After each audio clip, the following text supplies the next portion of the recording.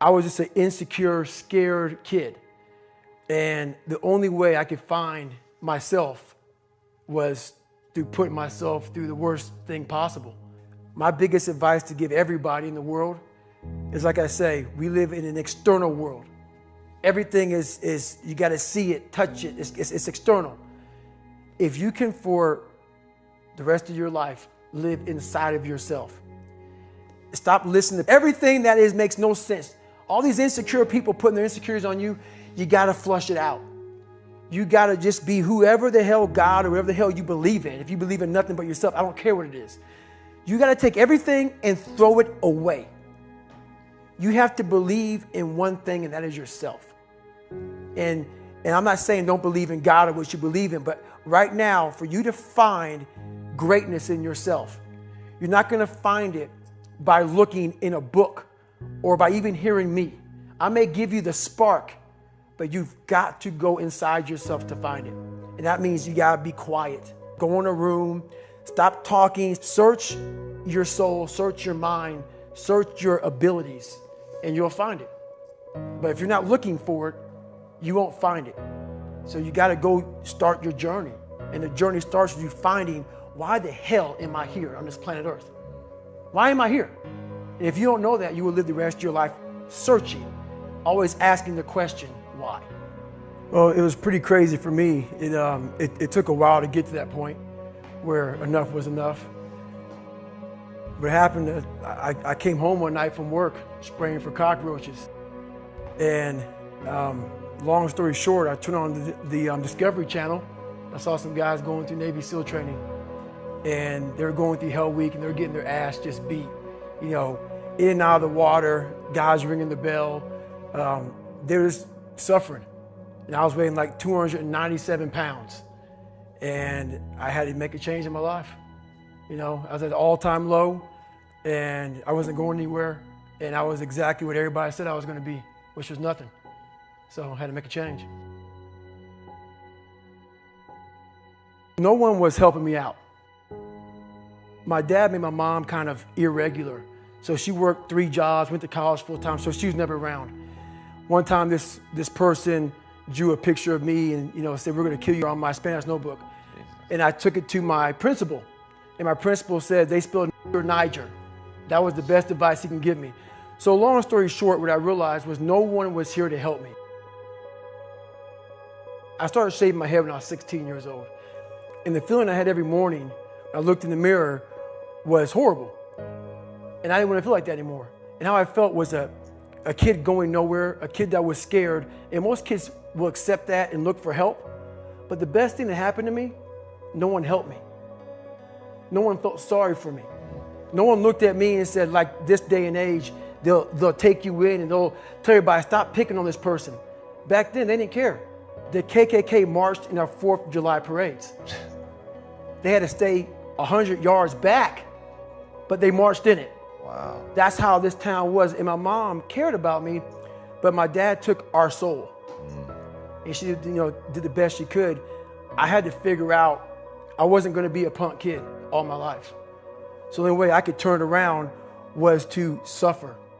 I had to build calluses in my brain the same way I built calluses on my hands. So I broke the Guinness Book of World Records for pull-ups a long time ago, but I failed at it twice. And I did 67,000 pull-ups in trying to break this record.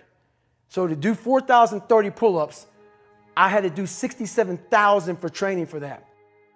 And so what I realized is for me to become the man I wanted to become, I saw myself as the weakest person God ever created. But I never blamed God for anything he did to me. So I wanted to change that to be the hardest man ever created. Am I that? I don't know, but you had to have a goal. Right. And my goal when I was sitting there, not going to school, being bullied, having no self-esteem, my goal was the only person that's gonna turn this person around is me. The only way I can turn it around is put myself through the worst things possible a human being can ever endure. And that'd be the only way that I can build this brain to handle anything that comes in front of it, callousing my mind through pain and suffering. In the end, what would your advice be to that 16-year-old kid who's staring in the mirror, does not like what he sees, but is still running from adversity? Well, my biggest advice to him is that, first of all, he won't like what I say to him, because I'm going to say the exact opposite of what the world, today's world, is saying. So we read a bunch of books nowadays. As humans, we want to find out how to be someone else. What we don't do is we don't go inside. So literally turn yourself inside out. Read the book that's like we're writing a book every day of our lives, but we never read that book. So what I would challenge this young man or young woman to do is you have to look inside of yourself to see what you really want. What are you passionate about? We use these words and these little phrases of only the strong survive and all this other crap. They're all just words. I get so tired of hearing people just talking. Like right now, someone may think Goggins is just talking. You don't know me. So when I speak from passion. I speak from experience. I speak from suffering. I have to tell this young man or woman that the only way I believe, and this is my experience in life, the only way you're ever going to get to the other side of this journey is you have got to suffer to grow. To grow, you must suffer. And some people will get it and some people won't. But they have to see what their journey is to start their journey. Several people live to be 100 years old and they have great lives and they have great kids. Their kids go to college and all sort of stuff. But somewhere in their life, there was a point where they had a decision to make. They can go left or right on this path. Left was the easy route. Right was the hard route. A lot of people take the easy route. And they had a good life that way, but the better life was going to the right side. And you may have 20 years of pain and suffering to get past it, but a lot of us die never truly starting our journey. And I would tell this young person, you got to start your journey. It may suck, but it will come out the other side where you're coasting. Every day, we're seeing who we are as people. When I was growing up, I lied for people to accept me because I didn't accept myself. So I would make up stories so then you would accept me into your world. Everything I did was for someone else to like me. It wasn't until I started reading my own book about how pathetic I was as a human being. I can blame my dad. I can blame kids at school. I can blame having health issues, ADD, my mom not being around. Great mom, but she was doing her thing. Right. I could blame a lot of people. And that's the book I was reading. And I put it off on everybody else. It wasn't until I said, you know what? For me to fix this, I got to read what is wrong with David Goggins. Not blame anybody. Read my book and say, okay, I'm afraid of my shadow. How can I overcome that? Go in the military, get your ass kicked, do things you hate to do, be uncomfortable every day of your life. Roger that. I'm not the smartest kid in the world. Okay. Instead of somebody saying, oh no, you're smart. No, don't say that to yourself. I said to myself, no, I'm a dumb motherfucker. Okay, roger that. How you get smarter? Educate yourself.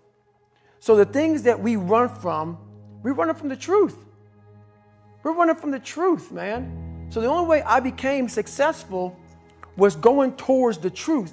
As painful and as brutal as it is, it changed me. It allowed me to become, in my own right, who I am today. So hopefully I can help people that believe that they're much less than what they truly are. Help them find greatness in themselves. And greatness isn't running 200 miles at a time or doing 4,000 pull-ups or being a SEAL. Greatness is whatever the hell you dreamed of in your own mind. You got to first see it. You got to first create this vision in your mind. And then that's when I come into play. Once you create this vision in your mind, it's how am I going to get there now? And that's when I come into play. But first you got to create your own vision. And then it's not external. It's the vision created is inside of you. So until you create that, I'm nobody to you. I'm slowly writing a book right now. It's taking me 4 or 5 years because I have so many things to talk about. It's going to be probably several books. But the first book will probably be about my life story, how I came up, and a few lessons learned along the way. But, you know, I have so much to talk about, so much to say, just to give people a lot more than hope. So.